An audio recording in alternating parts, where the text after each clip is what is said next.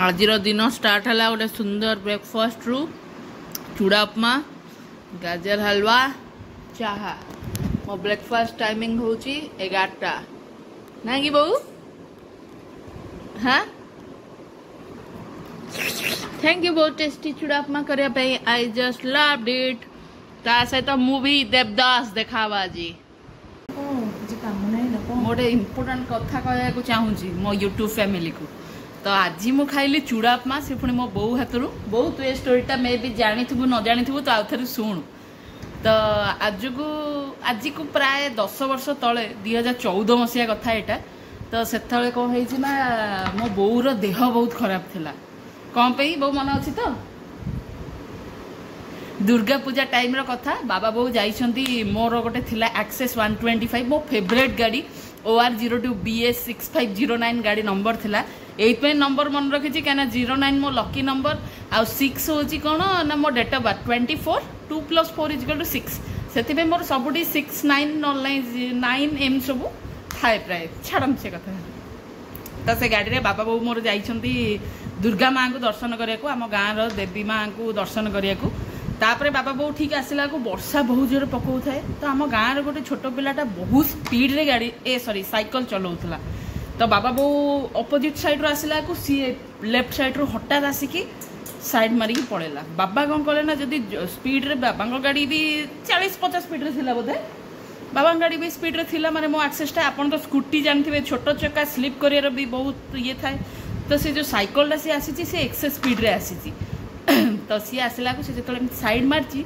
बाबा जब तापर चढ़े था तार कि भी हो पार से दिन कह गले कहीं 40 स्पीड स्कूटीटा अच्छी ना बाबा कौन कले सांगे सांगे लेफ्ट टर्न नहीं गले लेफ्ट टर्न है गोटे बहुत बड़ माने नला थिला कह गले आमर कौ नला से कहती नला तो बहुत बड़े जो माने सबू माने गाँव ये से नला गभीर माने बड़ नलाटा सीरियसली से तो से नल कौन ना बाबा जमी स्लीप कले से गाड़ी पूरा मोर पूरा पड़गला तलू माने पूरा एमती घोषाड़ी होगी पड़ला ना बाबा पड़गले बो भी पड़गला से छुआटा सी पड़ा मु पड़ी मु ड्रेन भितर पड़गली बाबा किंतु जानी पारे उठिक बस मो जस्ट है बाबा जो हठात चाहिए बो कौन पड़गला बो कड़े गला बाबा खोजुंट हठात बो कड़े गला माने मिली कड़े गला मिली मिली डाकला को हठात चाहिए को बो से नल पूरा एमती माने एमती शोला भाई पड़ जापर कौन है ना बो से आसला बाबा से घरे बस टीवी देखुची बसिकी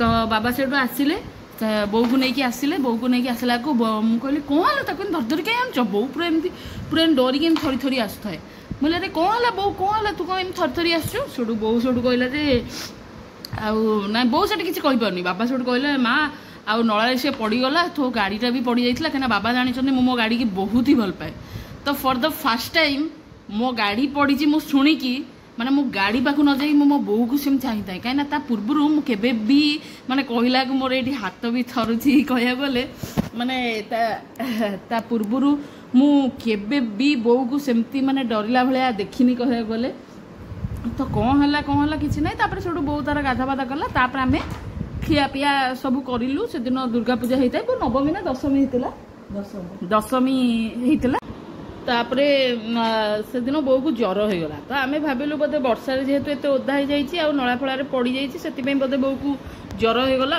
से आम भाविलु तो भाविला कौन है ना मेडिसिन फेडिसिन बो को आनिक दिहला बोर जो देह खराब हुए आम सब टेंशन माने कौन कहले आम मेडिसिन आनिक दबुनी आम कि शुणेबू कथा हे तू कहीं वर्षा ओदा हलु हे तू कहीं यहीटा कलु तोर ज्वर होगा ये से आम भाई बहे प्रवचन दबू लेक्चर दबू कि आम मेडिसिन आनिक दबार ना आमर कि डॉक्टर पाक तो छाड़ नबार भी ना से दुनिया ये करूँ से बो कौन कला ना मेडिसिन खाइला से दुकान छक दुकान पचरा होगी आसला मेडिसिन सी खाइला शोला दिने गला 2 दिन गला 3 दिन गला कि ज्वर कमिलानी बाबा टी हॉस्पिटल केस रे भारी डरी जाती से बोर हो माने से पूरा पूरी आहरी बेसी डरी जाती तो बाबा कौन कले ना फाइनाली साहिल जिद्दी गला तो बाबा बो को लेकिन हॉस्पिटल गले तापर बो हॉस्पिटल ले कौन जना पड़ला कह फास्ट तो यूरिन इन्फेक्शन बोली जना पड़ला तापर बो कौन है कह टिके प्लीज तो मुहर समस्ते शुणवे तापर तो 5 दिन ज्वर पूरा कंटिन्यूअसली 105 रहिला तापर बेसी सीरियस हो गला से दिन भोर से दिन ମୋ ଶ୍ୱଶୁରଙ୍କ ଶ୍ରାଦ୍ଧ ଥିଲା ହେଲା 4ଟା ରାତିରୁ ମୁଁ ଆଉ କଥା କହିପାରିଲିନି, ନିଶ୍ୱାସ ଚୋକ୍ ହେଇଗଲା, ପୁରା କମ୍ପ ଉଠିଲା ମୋର। ଏବେ ବି ମନେ ଅଛି ଆମେ ତଳ ଘରେ ହଲ୍ ଘରେ ଶୋଉ, ବୋଉ ଫାଷ୍ଟ ମତେ ଡାକିଲା ତାପରେ କାହିଁକିନା ସାହିଲ ଆଉ ବାବାଙ୍କର ନିଦ ଟିକେ ମାନେ ଏମିତି, ତାଙ୍କୁ ଯଦି ତମେ ସେ ଶୋଇଥିବେ ତମେ ତାଙ୍କୁ ଉଠେଇ ବସିବ କହଲା এইଭଳିଆ ସବୁ ହେବେ, କିନ୍ତୁ ମତେ ତମେ ଯେତେବେଳେ ବି ଉଠେଇବ ମୁଁ ନର୍ମାଲ ଉଠିବି, ନର୍ମାଲ ହିଁ ବିହେଭ୍ କରେ। ତ ବୋଉ ଫାଷ୍ଟ ମତେ ହିଁ ଉଠେଇଲା କହିବାକୁ ଗଲେ। ତାପରେ ବୋଉ 4ଟା ରାତିରୁ ବାବା କହିଲେ କୋଉଠିକି ନେବି, ତାପରେ ମନୁକୁ ଫୋନ୍ କଲେ ହେଲା, ମନୁକୁ ଫୋନ୍ କଲେ, ମନୁ କଳିଙ୍ଗ ହସ୍ପିଟାଲରେ ଚାକିରି କରିଛନ୍ତି ନା, ସେଇ ରାତିରେ ସିଏ ସାଙ୍ଗେ କଲେ ଭାଇ ଜଲ୍ଦି ଆସ, ଆମେ ଆଉ କୋଉଠିକି ଯିବାନି, କାରଣ ମୁଁ କଳିଙ୍ଗରେ ଚାକିରି କରିଛି ମାନେ ମୁଁ ଡକ୍ଟରଙ୍କୁ ଡାକିପାରିବି। ତାପରେ ସେଠୁ କଳିଙ୍ଗ ହସ୍ପିଟାଲ ଗଲୁ, ସାଙ୍ଗେ ମନୁ ଫୋନ୍ କଲା ବେଳକୁ ତାଙ୍କର ଷ୍ଟାଫ୍ ଆସିକି ଗେଟ୍ ପାଖରେ, ତାପରେ ମୋତେ ନେଇକି ଗଲେ। ଆଉ ଜଣେ ଷ୍ଟାଫ୍ ଏତେ ଭଲ, ସେ ବାଥରୁମ୍ ପାଖରେ ମୋତେ କହିଲେ ବାଥରୁମ୍ କବାଟ ଦିଅନି, ମୁଁ ଠିଆ ହେଇଛି, କାରଣ ମୋ ଦେହ ନିଶ୍ୱାସ ସେତେବେଳକୁ ଚୋକ୍ ହେଇଗଲାଣି ହେଲା, ପୁରା ମାନେ ଆଉ ମାନେ ବଞ୍ଚିବା ବି କ୍ଷୀଣ ସେଇ ସମୟରେ। ସେ ପରେ କହିଲେ ମୋତେ, ତାପରେ ସେ ଯାହା ହଉ ପରେଶ ଜେନା ଯେଉଁ ମେଡ଼ିସିନ ସ୍ପେଶାଲିଷ୍ଟ ସିଏ ଦେଖିଲେ, ଚ୍ୟାଲେଞ୍ଜ ଦେଲେ ମୁଁ ଜ୍ୱର 5 ଦିନରେ କମେଇବି। ମାନେ ସେତେବେଳକୁ ବୋଉ ଟିକେ ଭଲସେ କହିପାରୁନି, କାହିଁକିନା ସେ ତ ମାନେ ଅବସ୍ଥାରେ ନଥିଲା, ବେହୋସ ହେଇକି ପ୍ରାୟ ଟାଇମ୍ ରହୁଥିଲା। ତ ସେତେବେଳେ ମାନେ ଏମିତି ସିଚୁଏସନ୍ ହେଇଯାଇଥିଲା, ଆମେ ଘରେ ମୋ ଭାଇର ମୋର ଥିଲୁ, କାହିଁକିନା ଏଇଥିପାଇଁ ସାହିଲର ସେତେବେଳେ 10th କ୍ଲାସ୍ ଥିଲା, ଆଉ ତାର କେଉଁ ଏକ୍ଜାମ୍ ବୋଉ ସେଟା टेस्ट परीक्षा जो हुए, टेस्ट परीक्षा प्रीटेस्ट ना टेस्ट परीक्षा कौन था डिसेंबर रे हुए। हाँ तो प्रीटेस्ट ना टेस्ट कौन गोटे जो चलथिबार थिला, ସେଥିପାଇଁ ତା ଯୋଗୁଁ ମୁଁ ବି ହସ୍ପିଟାଲ ଯାଇପାରୁନଥିଲି। ଆଉ ସିଏ ତା ମମି କି ବହୁତ ହି ଭଲ ପାଏ, ତ ସିଏ ଏସବୁ ଜିନିଷ ହ୍ୟାଣ୍ଡେଲ କରିପାରିବନି। ଆଉ ବାବା ତ ଛାଡ଼, ସିଏ ମାନେ ଯିଏ ମରୁଛନ୍ତି ଆମ ଗାଁରେ, ବାବା ତାଙ୍କୁ ନେଇ ଶବ ପୋଡ଼ିଆଠୁ ଆରମ୍ଭ କରି ସବୁ କିଛି କରୁଛନ୍ତି, କିନ୍ତୁ ବୋଉର କେସ୍ରେ ସିଏ ବି ନୁହଁ। ଆଉ ମୁଁ ବି ବହୁତ ଷ୍ଟ୍ରଙ୍ଗ ଦେଖେଇବି ସବୁ ଇଏ କରେ, କିନ୍ତୁ ବୋଉ କେସ୍ରେ ଆମମାନେ କେହି ବି ନୁହଁ। ତ ତଥାପି ମୁଁ କିନ୍ତୁ ଘରେ ହିଁ ରହିଲି, କାହିଁକିନା ଯେହେତୁ ଶ୍ରାଦ୍ଧ ହେଲା, ତ ଶ୍ରାଦ୍ଧରେ ଏମିତି ଟିକେ ସିଚୁଏସନ୍ ହେଇଥାଏ। ଫୋନ୍ ଆସିଲା ଯେ ବୋଉର ଦେହ ବହୁତ ସିରିୟସ୍, ଆଉ ମାନେ ସାମାନ୍ୟ ଭାବନ୍ତୁ ନଳାରେ ପଡ଼ିଛି, ୟୁରିନ୍ ଇନଫେକ୍ସନ୍ଟା ଏତେ ଡେଞ୍ଜର ବୋଲି ମୁଁ କେବେ ଭାବିନଥିଲି। ୟୁରିନ୍ ଇନଫେକ୍ସନ୍ରୁ ତାପରେ ଜ୍ୱର ହେଲା, ଆଉ ତାପରେ ଜ୍ୱର ହେଇକି ତାର ସେପ୍ଟିସିମିଆ ହେଇଯାଇଥିଲା। ମାନେ ସେଟା ଯିଏ ଜାଣିଥିବେ ମେଡ଼ିକାଲ ଲାଇନ୍ରେ ଥିବେ, ସେ ରୋଗ ବିଷୟରେ ଜାଣିଥିବେ। ତ ମାନେ ବୋଉର ନିଶ୍ୱାସ ଫିଶ୍ୱାସ ବି ବନ୍ଦ ହେବାରେ ଲାଗିଥିଲା, ମାନେ କହିଲେ ସେ ମୋମେଣ୍ଟ ଭାବି ପାରିବେନି। ତ ଏତେ ସବୁ କହିବାର କାରଣ କ'ଣ, ତାପରେ ବାବା ସେଠି ପ୍ରାୟ ଟାଇମ୍ ରୁହନ୍ତି, ଆଉ ମୋତେ ସକାଳୁ ନା ବ୍ରେକଫାଷ୍ଟ ଟିକେ ହେଭି ଦରକାର। ତ ବାବା ସେଦିନ କ'ଣ ହେଇଛି ନା ଘରକୁ ଆସିଛନ୍ତି, ତ ବାବା ମୋତେ ପଚାରିଲେ ତୁ କ'ଣ ଖାଇବୁ, ଆଉ ମୋତେ ଚୁଡ଼ା ଉପମା ବହୁତ ଭଲ ଲାଗେ, ବହୁତ। ତ ମାନେ 2014 ମସିହାରୁ ମୁଁ କହିବାକୁ ଗଲେ ଚୁଡ଼ା ଉପମା ଛାଡ଼ି ଦେଇଥିଲି। ତା ରିଜନଟା କ'ଣ ମୁଁ ଏଇ ଷ୍ଟୋରିରେ ହିଁ ମୁଁ ଆପଣମାନଙ୍କୁ ଜଣାଉଛି। ହଁ, ତାପରେ ମୁଁ ଖାଇଛି, କିନ୍ତୁ କେବଳ ଲିସା ହାତ ରନ୍ଧା ଚୁଡ଼ା ଉପମା ଖାଇଛି, ନହେଲେ ନା ମୋ ଘରେ ମୋ ବୋଉ କରିଛି, ନା କିଏ କରିଛନ୍ତି, କି ମୋତେ ଚୁଡ଼ା ଉପମା ମୁଁ କାହାଠୁ ଖାଏ ହିଁ ନାହିଁ। କେବଳ ସେ ଇନସିଡେଣ୍ଟ ପରଠୁ ଲିସା ହାତ ରନ୍ଧା ଚୁଡ଼ା ଉପମା ହିଁ ମୁଁ କହିବାକୁ ଗଲେ ଖାଇଛି, ନହେଲେ ଆଉ କାହା ହାତ ରନ୍ଧାର ଖାଇନି। ତ ବାବା ଆସିଲେ ମୋତେ କହିଲେ କ'ଣ ଖାଇବୁ ନା ଚୁଡ଼ା ଉପମା ଖାଇବି। ମୁଁ କହିଲି, ସେଠୁ ଚୁଡ଼ା ଉପମା କଲେ, କରେଇରେ କଲେ। ତ ମୋତେ ଦେଲେ ଗୋଟେ କିନା। ମୋର ଆକ୍ଚୁଆଲି ମାନେ ଅଭ୍ୟାସ ଏଇଆ, ମୁଁ ଯେତେବେଳେ ଖାଇବି ସକାଳ ବ୍ରେକଫାଷ୍ଟଟା ମୋତେ ପୁରା ହେଭି ଦରକାର। ତତେ କହିଲେ ଭୃଷଙ୍ଗ ପତ୍ର ଆଣେ, ହଁ ସରି ଭୃଷଙ୍ଗ ପତ୍ର ଆଣ ବୋଲି କହିଲେ। ଆରେ ଭାଇ, ମୋ ବୋଉ ତ ମୋତେ ଖଟ ପାଖରେ ପାଣି ବୋତଲ ନେଇକି ଥୁଏ, ମୁଁ ତ ଜାଣିନି ଯେ ଫ୍ରିଜର କୋଉଠି ପାଣି ବୋତଲ ରହେ ସେ ଟାଇମରେ। 2014 ମସିହା +3 ସେକେଣ୍ଡ ଇୟର କଥା ମୁଁ କହୁଛି। ଭୃଷଙ୍ଗ ପତ୍ର କହିଲେ ବାଡ଼ିରୁ ଆଣିବି, ତ ମୁଁ ଭୃଷଙ୍ଗ ପତ୍ର ଚିହ୍ନିବି କେମିତି ଯେ ଏଇଟା ଭୃଷଙ୍ଗ ପତ୍ର ବୋଲି? ଭାଇ ମୁଁ ତ ପାଣି ବୋତଲ ଜାଣିନି କୋଉଠି କ'ଣ ରଖାହବ କ'ଣ ହବ। ମୋ ବୋଉ ତ ମୋତେ ମାନେ ବେଡରୁ ହଲେଇ ଦିଏନି, ତ ମୁଁ କେମିତି ଜାଣିବି ଭାଇ ଭୃଷଙ୍ଗ ପତ୍ର ଏମିତି ଦେଖିବାକୁ କି କ'ଣ? ମାନେ ଦେଖିବାକୁ ମୁଁ ଜାଣିଛି, କିନ୍ତୁ ମୁଁ ଜାଣିନି ଯେ ଏଇ ଗଛଟା ଭୃଷଙ୍ଗ ପତ୍ର। ତ ମୋର ସେତେବେଳେ ସେତେ ଜ୍ଞାନ ନଥିଲା। ତ ସେତେବେଳକୁ ମୋ ବୟସ ପୁଣି ଆସିକି 18 ବର୍ଷ ପ୍ଲସ୍ ହେଇଗଲାଣି, +3 ସେକେଣ୍ଡ ଇୟର ଥିଲା ମୋର ମନେ ଅଛି। ତାପରେ ସେଠୁ ରାଗିଲେ, ମୋତେ କେତେ କଥା ଶୁଣେଇଲେ। ତ ନା ତୁ ଲିମ୍ବ ପତ୍ର ଆଣିକି ଦେବୁ। ସେ ସେଇଭଳିଆ ଦେଖିବାକୁ, ମୁଁ କେମିତି ଜାଣିଲି? ମୋତେ କହିଲେ ସେଇଠି ଅଛି ଯା ନେଇ, ସେଠୁ କହିଲେ। ତାପରେ ଏତେ ସବୁ ପରେ ସେଠୁ ଫାଇନାଲି ଚୁଡ଼ା ଉପମା କରିକି ଆଣିଲେ। ତ ଚୁଡ଼ା ଉପମା ଯେଉଁ କରିକି ଆଣିଲେ, ସେ ମୋତେ ଗୋଟେ ଗିନାରେ ଏତିକି ଟିକେ ଦେଇଛନ୍ତି। ତ ମୋର ଟିକେ ଆଖି ବଡ଼ ଭାଇ, ମୁଁ ଖାଇଲେ ମାନେ ମୁଁ ଥରେ ଖାଇବି, ଆଉ ସେଟା ଭଲସେ ଖାଇବି। ମୁଁ ସେକେଣ୍ଡ ଟାଇମ୍ ଖାଇବା ମାଗେନି। ତ ମୋତେ ମୋ ବୋଉ କ'ଣ କରେ ନା ଏତେ ଖଣ୍ଡେ ଦେଇଦିଏ, ମୁଁ ମୋର ତାକୁ ଖାଏ। ଇଏ କ'ଣ କରିଛନ୍ତି ଏତିକି ଦେଇଛନ୍ତି, ମାନେ ମୁଁ ଖାଇସାରିଲା ପରେ ସେକେଣ୍ଡ ଟାଇମ୍ ଦେବେ, ଏଇ ଇଣ୍ଟେନସନରେ ଦେଇଛନ୍ତି। ମୁଁ ସେଠୁ ବାବାଙ୍କୁ କହିଲି ଏତିକି କ'ଣ ଆଉ ନାହିଁ ନା ହଁ ଅଛି ତୁ ଖାଇସାର ମୁଁ ଦେବି। ମୁଁ କହିଲି ନାଇଁ ନାଇଁ ନାଇଁ ନାଇଁ ମତେ ଦେଇଦିଅ ମୁଁ ଖାଇବି। ସିଏ ସେଠୁ ସିଏ ତ ମୋ ବାବା ମୁଁ ଯେମିତି ଜିଦିଆକୁ ସିଏ ବି ସେମିତି ଜିଦିଆ। ସିଏ କ'ଣ କଲେ ସେ ଚୁଡ଼ା ଉପମାର ସେ ଯୋଉ ପୁରା ସେ କରେଇଟା ଧରିକି ଆଇଲେ ଆଉ ନାଇଁ ମୁଁ ଥରେ ଦିଥର ମାଗିନି ମୁଁ 3-4 ଥର ମୁଁ ଟିକେ ଗାଁ ହେଲି। ତ ସିଏ ବି ସକାଳ ଟାଇମ୍ ତାଙ୍କର ବି ମୁଣ୍ଡ ଟେନସନ୍ ବୋଉର ଦେହ ଖରାପ ପାଇଁ ସିଏ କ'ଣ କଲେ ସେ କରେଇଟା ଧରିକି ଆଇଲେ କରେଇରୁ ସବୁ ଢାଳିଲେ କହିଲେ ଖା ମୁଁ ଏଠି ବସିଛି ଖା ତୁ ସବୁ ଖାଇବୁ ତାପରେ ଯାଇକି ମୁଁ ଯୁଆଡ଼େ ଯିବି। ଆଉ ମୁଁ ତ ଆର କହିଏ ମୁଁ ବସି ବସି ସବୁ ଖାଇଲି। କିନ୍ତୁ ସେଦିନ ମୋତେ ଏତିକି ମନେ ପଡ଼ିଲା ମାନେ ମୁଁ ଯେବେ ବି ବୋଉକୁ ମାଗେ ବୋଉ ପଛେ ନିଜେ ନ ଖାଇକି ମୋତେ ଦେଇଦେବ କିନ୍ତୁ ବୋଉ ଏମିତି କରିନଥିଲା। ଆଉ ମାନେ ସେ ମୋମେଣ୍ଟ ମୋ ଲାଇଫରେ ଏମିତି ଥିଲା ମାନେ ଫାଷ୍ଟ ଟାଇମ୍ ଫିଲ୍ ହେଲା ଯେ ମାନେ କିଛି ବି ହେଇପାରେ ମୋ ବୋଉର ଭ୍ୟାଲ୍ୟୁ କ'ଣ ମୁଁ ବୁଝିଲି। ଖାଲି ମୁଁ ନୁହଁ ମୋ ଭାଇ ବି ମୋ ବାବା ବି ଆଉ ସେଇ ଟାଇମ୍ରୁ ହିଁ ମୁଁ ସମସ୍ତଙ୍କୁ ଚିହ୍ନିଗଲି। ତ ମାନେ ସେ ଇନସିଡେଣ୍ଟ ପରଠୁ ମୁଁ ଏମିତି ହେଇଗଲି ବୋଉର ଯେତେବେଳେ ଦେହ ଖରାପ ହେଲା 2014 ମସିହା କଥା ସେ ଇନସିଡେଣ୍ଟ ପରଠୁ ମୁଁ ଏମିତି ହେଇଗଲି ମାନେ ନା କେଉଁ ରିଲେଟିଭ୍ ନା କେଉଁ ସାଙ୍ଗସାଥି ମାନେ କାହା ଉପରେ ମୋର କିଛି ଆଉ ରହିଲାନି। ତ ସେତେବେଳେ ମୋର ଗୋଟେ ଜଣେ ମୋର ସାଥ ବହୁତ ଦେଇଥିଲା ସେ ହେଉଛି ପ୍ରୀତି ବୋଲି ଜଣେ। ତ ସେ ମୋର ସେଇ କଲେଜ ଟ୍ୟୁସନ୍ର ସାଙ୍ଗ ଥିଲା ସେ ମୋତେ ବହୁତ ସାଥ ଦେଇଥିଲା। ତ ତା ଛଡ଼ା ମୁଁ ଆଉ କାହା ସାଙ୍ଗେ କଥାବାର୍ତ୍ତା ବି ହେଉନଥିଲି ମୁଁ ଏତେ ଡିପ୍ରେସନ୍କୁ ପଳେଇଥିଲି। ଆଉ କିନ୍ତୁ ସେ ଟାଇମ୍ରେ ମୁଁ ବୁଝିପାଇଲି ରିଲେଟିଭ୍ ମାନଙ୍କର ଭ୍ୟାଲ୍ୟୁ କ'ଣ ଆମ ଲାଇଫ୍ରେ ସାଙ୍ଗସାଥି ଏଇ ଯେଉଁ ସାଇ ପଡ଼ିଶା ଲୋକ ଏମାନଙ୍କର ଭ୍ୟାଲ୍ୟୁ କ'ଣ ମାନେ କହିଲେ ବା ମୁଁ ତା ପରଠୁ ହିଁ ଭାଇ ଭାଡ଼ ମେ ଯାଅ ତମେ ଯିଏ ଯାହା ମନରେ କହିବା କଥା କୁହ ଯିଏ ଯାହା ମନରେ ଭାବିବା କଥା ଭାବ ମୋତେ ଫରକ ହିଁ ପଡ଼ିଲାନି। କାହିଁକିନା ସେଇ ମୋମେଣ୍ଟରେ ମୋ ସାଥ କେହି ବି ଦେଇନଥିଲେ ଯାହା ଭଗବାନଙ୍କ ଦୟାରୁ ପ୍ରୀତି ମୋର ବହୁତ ସାଥ ଦେଇଥିଲା। ତାପରେ ଗୋଖିଆବାଙ୍କ ଦୟାରୁ ବୋଉର ଦେହ ଧୀରେ ଧୀରେ ଭଲ ବି ହେଇଗଲା ଆଉ ଫାଇନାଲି ବୋଉ ଘରକୁ ଆସିଲା। କିନ୍ତୁ ତା ପରଠୁ ଆମେ ମାନେ ଟିକେ ବୋଉ ପ୍ରତି ଆମ ନଜରିଆ ବଦଳାଇ ଦେଲୁ। ବୋଉର ଟିକେ ସାଥ ଦେଇନଥିଲେ ହଁ ସିଏ ତ ବାବାଙ୍କୁ ହେଲ୍ପ କରିଥିଲେ ନା ବାବାଙ୍କୁ ନୁହେଁ ମୁଁ ଯୋଉ ଦିଲ୍ଲୀ ଗଲି ସେଠି ଯୋଉ ଡକ୍ଟର ଆଉ ତାଙ୍କର ଗାଡି ତାଙ୍କର ଯୋଉ ଇମ୍ଫା ଗ୍ରୁପ ହୋଟେଲରେ ମତେ ରଖିଲେ ତାଙ୍କ ବାପାଙ୍କ ରୁମରେ 8 ଦିନ ଓଡିଆ ଖାଦ୍ୟ ମୋ ଦେହ ଖରାପ ଥିଲା ବୋଲି ସେଠି କହିଦେଇଥିଲେ ଯେ ରୁଟି ସନ୍ତୁଳା। ତେଣୁକରି ସେଦିନଠୁ ମୁଁ ଜାଣିଛି ସେ ମୋ ବାବା ତାଙ୍କୁ ଦେଖିନି କିନ୍ତୁ ସେ ମାନେ ବାବାଙ୍କର ଖାଲି ଚିହ୍ନା ବାବାଙ୍କୁ ସେ ଏତେ କ'ଣ ପାଇଁ ଭଲ ପାଇଥିଲେ। ଖାଲି ବାବା ତାଙ୍କ ଜନ୍ମଦିନରେ ଯାଇନଥିଲେ ବୋଲି ପଚାରିଲେ ମଣ୍ଟୁ କାହିଁ ଆସିନି ବାଦଲ ଭାଇକି ପଚାରିଥିଲେ ବାଦଲ ଭାଇ କହିଲେ ତା ମିସେସ୍ର ଦେହ ଖରାପ। ତାପରେ ସେ ଫୋନ୍ କଲେ ଫୋନ୍ କରିକି ସବୁ ପ୍ରକାର ସେ ପରେଶ ଜେନା କହିଥିଲେ ନା ଦିଲ୍ଲୀରେ ଟିକେ ଟେଷ୍ଟ କରିବାକୁ ତାପରେ ସେ ସାଙ୍ଗେ ସାଙ୍ଗେ ଫୋନ୍ କରିକି ସବୁ ବ୍ୟବସ୍ଥା କରିଥିଲେ।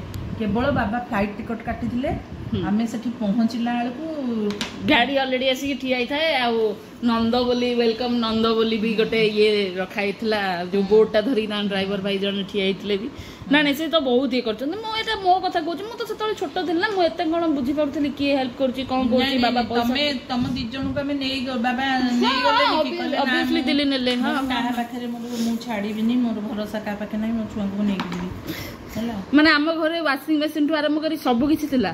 ଆରେ ଭାଇ ମୁଁ ଯୋଉଠି ମୁଁ ଆକ୍ୱାଗାର୍ଡ ଲଗେଇବା ଶିଖିନି ବୋଉ ମୋତେ ୱାସିଂ ମେସିନ୍ ସେଠି କୋଉଠୁ ଶିଖେଇବ। ତେଣୁ ଡେଲି ୟୁଜ୍ ଡ୍ରେସ୍ ତ ପୁଣି ଆମକୁ ଧୋଇବାକୁ ପଡ଼ିବ ନା। ବୋଉ ତ 4-5 ଦିନ ଜ୍ୱରରେ ଥିଲା ସେତେବେଳେ ଯୋଉ ଡ୍ରେସ୍ ଡେଲି ୟୁଜ୍ ଡ୍ରେସ୍ ତାପରେ ଜ୍ୱରରୁ ହସ୍ପିଟାଲରେ ଆଡମିସନ୍ ହେଲା ସେତେବେଳର ଡ୍ରେସ୍ ତ କିଏ ହିଁ କରିବ। ତ ଫାଷ୍ଟ ଟାଇମ୍ ମୋ ଲାଇଫ୍ରେ ନିଜ ଡ୍ରେସ୍ ମୁଁ ନିଜେ ସେ ଟାଇମ୍ରେ ସଫା କରୁଥିଲି। ଧୀରେ ଧୀରେ ଆକ୍ୱାଗାର୍ଡରୁ ପାଣି ରଖିବା ଶିଖିଲି ବାବା ଶିଖେଇ ଦେଲେ। ମୁଁ କହିଲି ବା ସେ ଟାଇମ୍ରେ ମୁଁ ବହୁତ କିଛି ଶିଖିଲି ସେଥିପାଇଁ ତାପରଠୁ ମୁଁ ବହୁତ ହି ଚେଞ୍ଜ ହେଇଗଲି ବହୁତ ହି। ତାପରଠୁ ମୁଁ ସାଙ୍ଗସାଥି ସହିତ ମିଶେ ସତ କିନ୍ତୁ କାହାକୁ ଏତେ ଇମ୍ପୋର୍ଟାନ୍ସ ଦିଏନି। କିନ୍ତୁ ପ୍ରୀତିର ଋଣ ଯାହା ହଉ ମୁଁ ସେ ଟାଇମ୍ରେ ଏତେ ବି ସୁଝି ପାରିବିନି କାହିଁକିନା ସେ ମୋର ଯେହେତୁ ମେଣ୍ଟାଲି ବହୁତ ସପୋର୍ଟ କରିଥିଲା ସେଥିପାଇଁ ମୁଁ ତାକୁ ବହୁତ ହି ଭଲ ପାଏ କହିବାକୁ ଗଲେ ମୋ ସାଙ୍ଗଟାକୁ। ଆଉ ବାବା ବୋଉଙ୍କ ଲଭ୍ ଷ୍ଟୋରି ମୁଁ ସେତେବେଳେ ଫିଲ୍ କଲି। ଆଗରୁ ମୁଁ ଜାଣିଥିଲି ଏମାନଙ୍କର ଲଭ୍ ମ୍ୟାରେଜ୍ କିନ୍ତୁ ସେତେବେଳେ ମୁଁ ଫାଷ୍ଟ ଟାଇମ୍ ଫିଲ୍ କଲି ଭାଇ ବାବା ସେତେବେଳକୁ ଯାହା ହଉଥାନ୍ତି କଳିଙ୍ଗ ହସ୍ପିଟାଲରେ ଚିଲେଇ କହୁଥାନ୍ତି ଯଦି ମିଲିର କିଛି ହେଇଗଲା ନା ମୁଁ ହସ୍ପିଟାଲ ଜାଳିଦେବି ଏଇଟା କରିଦେବି ସେଇଟା କରିଦେବି। ଭାଇ ମୁଁ ସେତେବେଳକୁ ବୁଝିପାରୁନଥିଲି ବୋପାଲୋ ଲଭ୍ ଷ୍ଟୋରି ଆଙ୍କର ଏମିତି। ମୁଁ ଭାବେ ମାନେ ଓଲ୍ଡ ଫ୍ୟାସନ୍ ଓଲ୍ଡ ସ୍କୁଲ ଲୋକ ଏମାନଙ୍କ ଲଭ୍ରେ ସେତେ କିଛି ନାହିଁ ଏ ଜଷ୍ଟ ଘର ପାଖ ଲୋକ ସେମିତି ବାହା ହେଇଗଲେ। ବଟ୍ ସେତେବେଳେ ମୁଁ ଫିଲ୍ କଲି ବାବାରେ କି ଲଭ୍ ମାନେ ମୁଁ ସିରିୟସଲି ସେତେବେଳେ ଫିଲ୍ କଲି।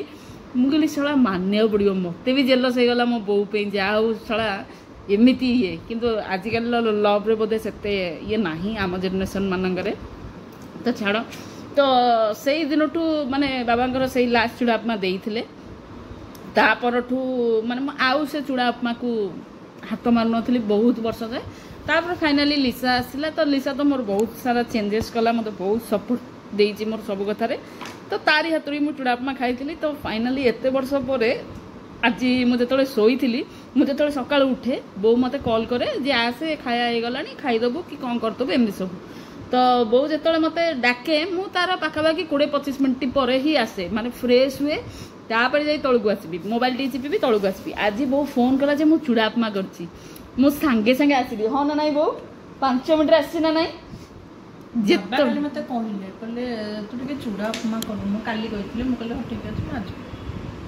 तो आज मुझे जो चूड़ा उपमा ना शुणिली मोर बहुत किसी मन पड़गला मुझे कहली नाई नाई मुझे आगे टे तलू जा खाइबी तापर जो खाइली सेम ही सिचुएसन है बो मत जी देता मु तार कलो भी मु पुणी बो चिल्लेली मत आउ दे ना रे रह बाबा रखी मुझे तू कौन जानू मो पेट के पूरे सी जानी आ मु भी जानी मो पेट पूरी सारी कहीं अलरेडी चूड़ा आप तो वीडियो स्टार्टिंग देखिए चूड़ा उपमा पूरा फुल थिला सहित गाजर हलवा 2 जगह चाह सब थिला किंतु हेले भी मु जिद्दी करके मागिली अब मो बो मत करेईटा आनिला किंतु अल्प देला जिद्दी गलानी जे ने सब खाई दे एटा बाबा वे ऑफ लव आ मो बो वे ऑफ लव हेई थाई पारे किंतु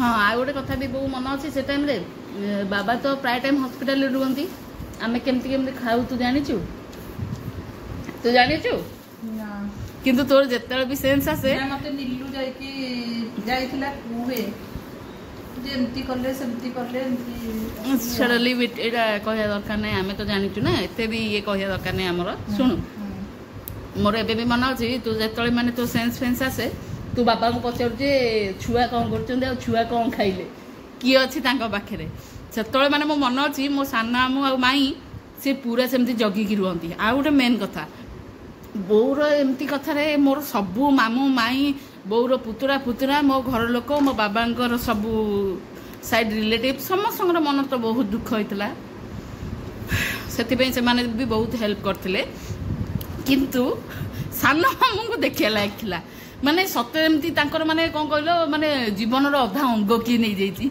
मो बाबांग परे मु तांकु फील करूली सला ये कौन भी एमती होउछंती मु जानी से मो बो को बहुत भल पाती मो सान मामू सत्य मामू आ माई सी मत राति राति आसिक सेम जगी थे आ नीलू आईना सी सेमती आसिक राति राति सेम शोथ पूरा पाली चलता गोटे दिन माई आ गोटे दिन नीलू आईना आउ एम सब होते भर्ता मामू सी दिन को 50 थर आसी मामाली प्रधान कथा कौन है चाहिए तू प्रधान कथा कौन शुणलु सी भी सेमती जाई तो पार नथिबे हठात हॉस्पिटल सब बेले तो राणे नारिका सब जेहेतु व्यस्त रुहंती तांको तो नहीं पारंती सर्तम भी सेम तांको तो नहीं पारंती आपण माने तो जानिथिबे छुआ बड़ होला परे आ बापा माननकु सेतिकी माने सपोर्ट में भी करि पारंती काम रे व्यस्ततार रही की तो सी खाली सब दैन मामू से 50 थर सकाल आसिक राउ राउ राउ राउ राउ राउ मत एत चिड़ी माने से मामू मानू तुम भाभी पारनी अरे एबे तो पचार कहली तो तांको देह ये किंतु से 50 थर आसी पचारुवे किंतु जेतेले भी भाई मन ना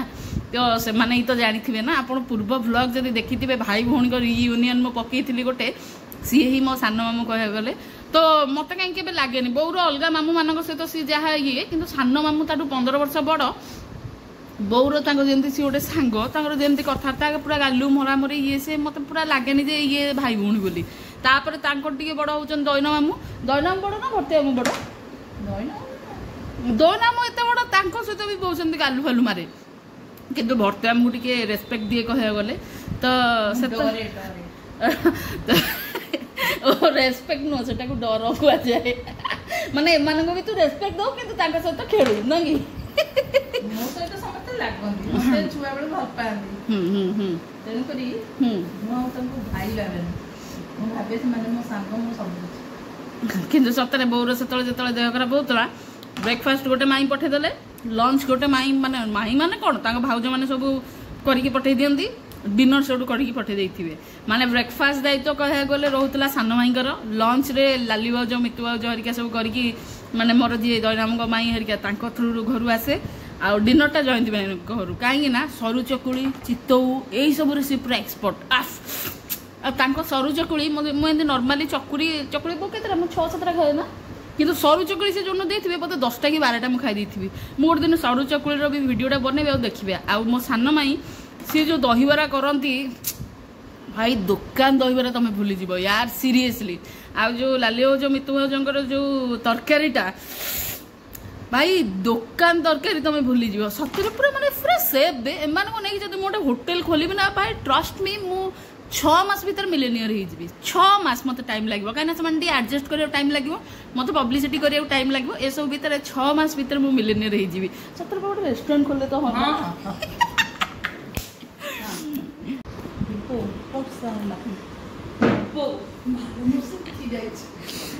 କିନ୍ତୁ ସତରେ ଆରେ ବ୍ଲଗଟା କଲାକୁ ହିଁ ବର୍ଷା ହବାର ଥିଲା। ମାମା ତୋଳି ଦେଲ, ଶୁଖି ଯାଇଛି। ଦେଖେ ମତେ ଗୋଟେ ସେକେଣ୍ଡ ଲାଗିଲା ସବୁ ତକ ଆଣିବା ପାଇଁ। ସବୁ କ୍ଲିପ ଗୁଡା ଆପୁଡି ତଳେ ଆଉ ଗୋଟେ ଟାଉନ ପଡିଛି। ସେଟା କେମିତି ଆଣିବି? ମୁଁ କେମିତି ପଶିବି ତଳେ? ମୁଁ କିଛି ନାଇଁ ମୁଁ ଟେକି ପାରିବିନି, ତୁ ତୋର ଟେକୁଥା ବସିକି।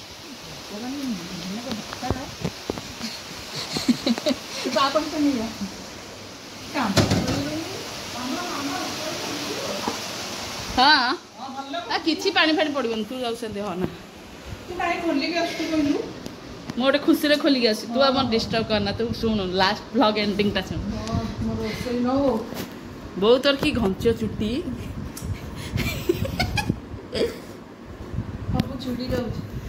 ତ ଏଇ ସବୁ ଇନସିଡେଣ୍ଟ ପରେ ଚୁଡ଼ା ଉପମା ଖାଇଲି, ମଜା କଲି। ଆଉ ଏଗୁଡ଼ା ସବୁ ମୋର ଏଇଥିପାଇଁ ମନେ ପଡ଼ିଲା, କାହିଁକିନା ବ୍ୟାକ୍ ସାଇଡ୍ରେ ଦେଖ ମୁଁ ଦେବଦାସ ଫିଲ୍ମ ଦେଖୁଛି, ଆଉ ଏଇ ସିନ୍ରେ ସେ ପିଲାଟାକୁ, ସେ ଯେଉଁ ଶାହରୁଖ ଖାନର କୁନି ହେଇଥିବ ଯେତେବେଳେ ତା ବାପା ତାକୁ ବାଡ଼ଉଛି, ତ ସେଇ ମୋମେଣ୍ଟରେ ମତେ ଏଇ ଜିନିଷଟା ମନେ ପଡ଼ିଲା। ମୁଁ ଭାବିଲି ନା, ଏଇଟା ଟିକେ ଆଜିର ଭ୍ଲଗଟା ହେଇଯାଉ, ଗୋଟେ ସଣ୍ଡେରେ ଚୁଡ଼ା ଉପମା ଭ୍ଲଗ ଏଇଟା କହିବାକୁ ଗଲେ। ତ ଭ୍ଲଗଟା କଣ୍ଟିନ୍ୟୁ ଦେଖନ୍ତୁ। ସତରେ ଏମିତି ଦିନ କାହାକୁ ନ ଆସୁ, ସତରେ କହୁଛି କାହାକୁ ନ ଆସୁ। ମାନେ ପ୍ରଭୁ, ସେସବୁ ମୋମେଣ୍ଟ ମନେ ପଡ଼ିଗଲେ କ'ଣ ନାଇଁ କ'ଣ ହେଇଯାଏ। ପ୍ରଭୁ ଭଗବାନ, ଛାଡ଼ ଯାହା ହେଲା ହେଲା। ତ ଦେଖିବା ଆଗକୁ କ'ଣ ହେଉଛି ଆଉ।